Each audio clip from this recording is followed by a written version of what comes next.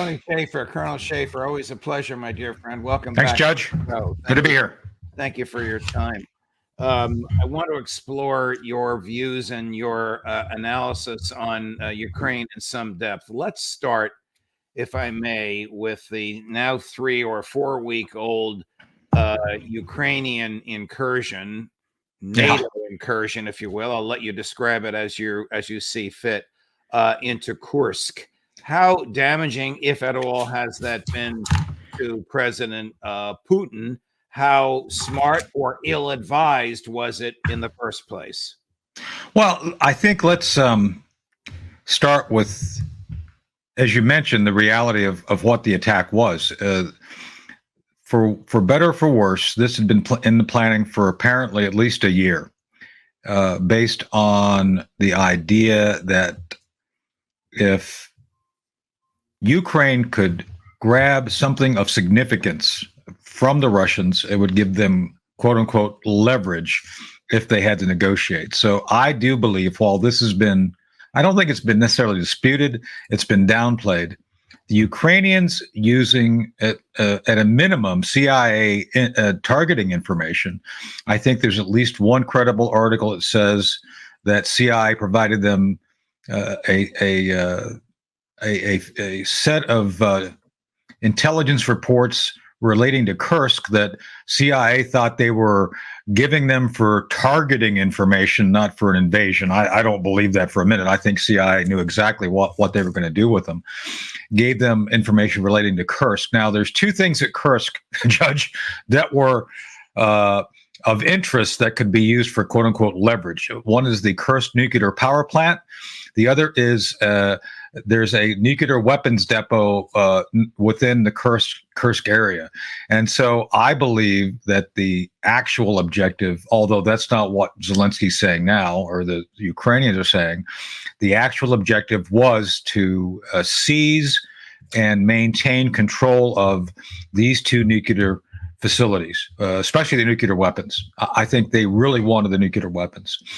And to achieve the amount of military force necessary that the Ukrainians thought necessary to move rapidly, seize the territory required, and seize those targets required, they pull things out of Donbass, to include pulling out some of the most elite units of the Ukrainian military out of Donbass. And the theory was that the justification, their rationalization, if you will, within the minds of the Ukrainians, like, even if we don't get those strategic targets, it's going to force the Russians to pull back out of Donbass and move their forces up, which was stupid. I would have instantly said, that's not going to happen. The Russians have an order of magnitude more forces than you do. Why would they take forces in combat out when they can just pull them from somewhere else and put them in? It never made sense. Right. And so what ended up happening a month ago is they made this incursion using all sorts of Western gear, which I understand has upset a lot of folks because, you know, the British didn't want their gear seen burning on the battlefield. I think there were U.S. Armored personnel carriers, Bradleys, burning. And it's been horrible, you know, despite the fact they've put the best face on it, saying, Ukraine is now in control of Russian territory. They failed in achieving any single strategic objective, and now they're stuck where they're at. I think the Russians have recognized this is another opportunity to basically, through aggressive attrition, deplete the Ukrainian military. And oh, by the way, then they're moving more rapidly in Donbass. So in the end, it's actually a win-win for the Russians more than anything else. Okay, a couple of questions. One, sure. Are they surrounded, or can they still get they can't get out, food and medical supplies from Ukraine? I think the answer is they're surrounded, but the Russians are allowing a certain amount of material to go in and out. I think the idea is to grind these people down. Judge, one of the notable features that has been ignored by the West is Putin is not a madman. Putin is very rational, and the people he's put in charge of this war have actually been very good stewards of of material regarding how they're used. They allow the enemy, their enemy. I'm just trying to be, this is all gray to me. I'm just calling, balls and strikes here. The Russians allow their enemy, the Ukrainians, to use their force against prepared obstacles and defenses. And by the time they're done doing that, well, they've exhausted themselves and they're easier to overcome. And so that to me is a very rational, very well thought plan to raid and grind them down. So this is what they're doing in Kursk is the same thing. Another. It's interesting. It's interesting that you talk about the nuclear places that they could have attacked and their failure. Nobody wants to talk about it. right, because President Zelensky is not talking about it. He's boasting about two things. One, and he uses kilometers, so I'm translating this into miles. We control 500 square miles. Not Russia's huge. That's a pinprick to Russia, but it's still a lot of land. Two, and I don't know if this is true, and I want you to tell me if your sources verify this. They have used the Russian prisoners that they've captured to exchange for Ukrainian prisoners previously captured. So he thinks this is he doesn't think. I don't know what he thinks. He's portraying this as a win-win. Yeah. So, Judge, I could go to the Capitol Mall right now and claim that I'm controlling the 14 square miles of Washington. It's like, here, I'm controlling it. It doesn't mean I am. So he can say whatever he wants. I don't think the Russians would confirm that. I think the Russians have allowed him to continue, the forces to continue to exist to the level of their comfort. And that is to say, the Russians feel it's not that big a deal that they can't deal with this little by little. Okay. And again, by the fact that you've now opened a fifth front. Remember, this was new. This is something that they've had. They've had little border incursions in this area. But Judge, this is a fifth front for the Ukrainians. It's a fifth front that they can't man adequately. So the Russians saying, yeah, keep them there because we're going to swing around and continue to expand our control of Donbass. It's a lose-lose. What is your make on President Zelensky's now public request of President Biden for long-range missiles that he can shoot and reach Moscow and St. Petersburg? Yeah, so someone who's winning doesn't continue to make outlandish and extended claims and requests for support. This is another clear indication of desperation. And I think the Biden administration now accepts that. I don't think they're going to admit it, but they're going to have to accept it. I think at this point,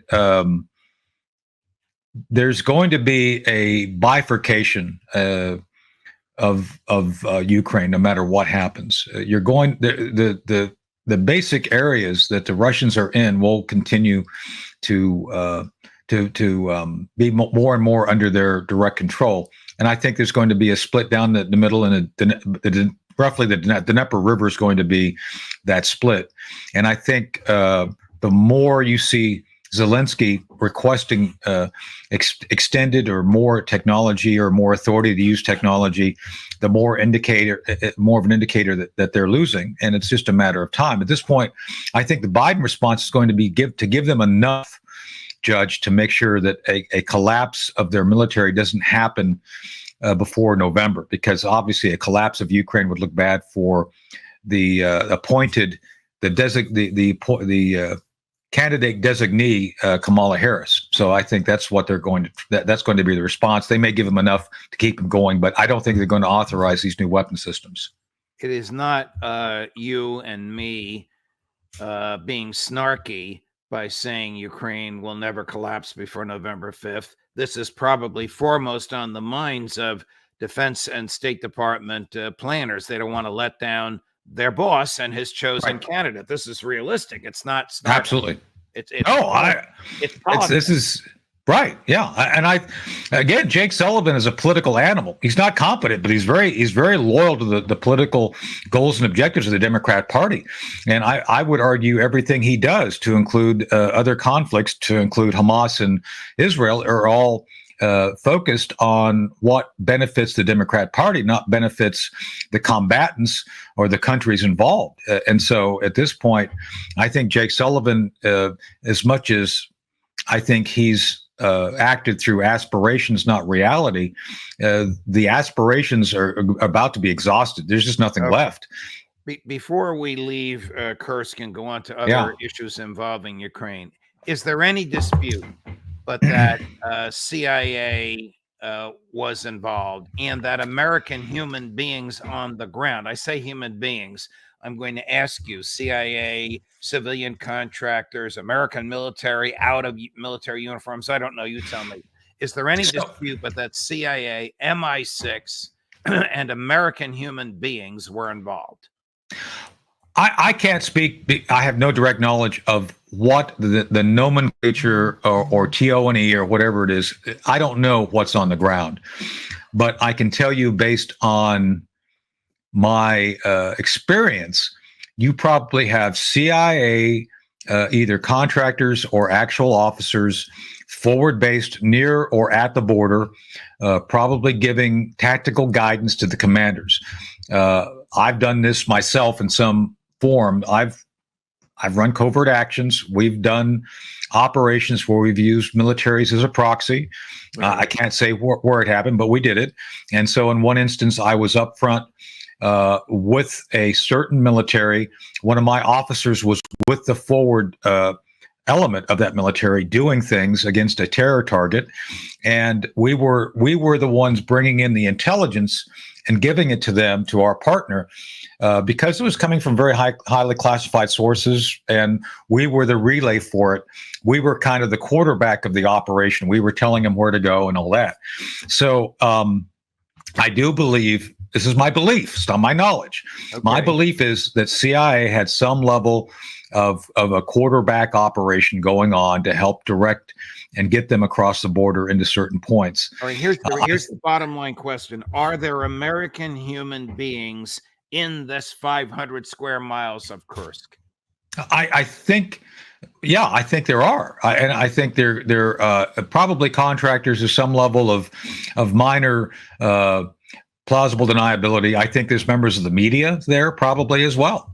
I think we'll probably come to find within the next 2 weeks who those folks are. I think the Russians are probably going to roll up somebody, and we'll probably see it before too long. Okay, before we leave Kursk, here's President Putin on just what you and I have been discussing, and he said this on Monday of this week, cut number 4. Yeah. Their calculation was to stop our offensive actions in key parts of the Donbass. The result is known.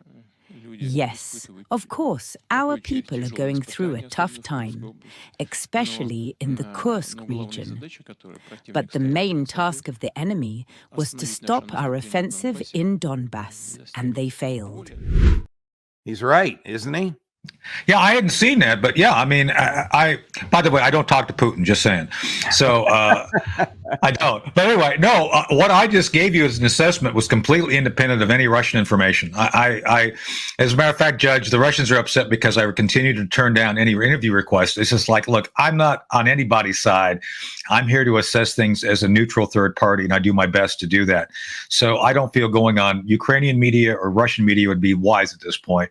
And I pay attention to sources I believe to be accurate relating to on the ground information. So I don't think I think Putin's correct. I think Putin's correct. Putin's analysis, it's the same as yours. It is. Yeah.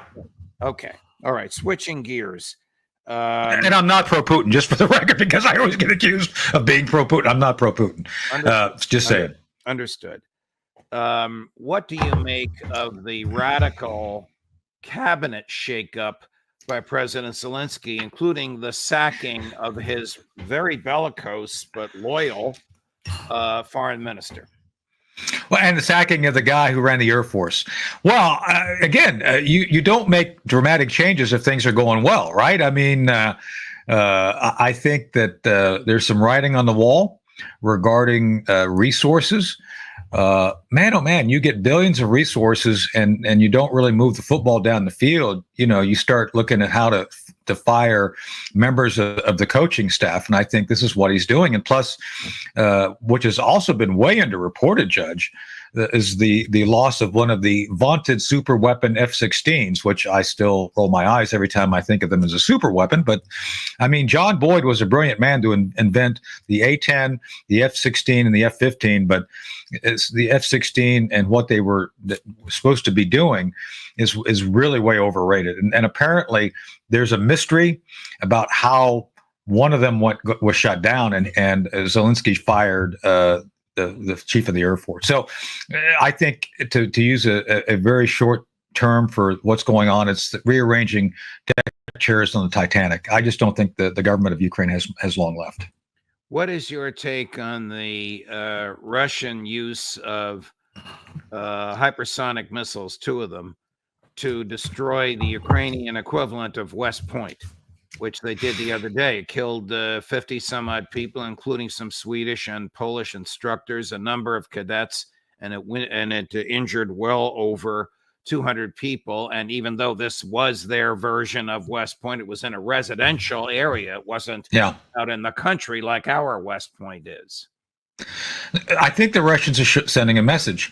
The message is this: the incursions and targeting of civilian targets within Russia, which the Ukrainians have done, is I think one of the responses that's to be expected. The other thing, the use of the hypersonic missiles against some of the targets, especially infrastructure targets, is to remind the Ukrainians that winter's coming, and one of the most vulnerable points within the nation of Ukraine is their power grid.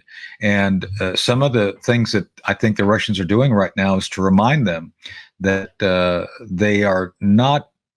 Russians are not being as aggressive as they could be to take out a certain spectrum of targets. So I think this was symbolic, hitting the academy. It hit them in a place where you point out in a residential area, but it's still a military target. It's kind of a twofer. They can't be blamed for hitting. Well, they will be blamed for hitting a civilian target, but there is a legitimate military target there that was hit. So I think the Russians saw that as a legitimate target that kind of sent a message.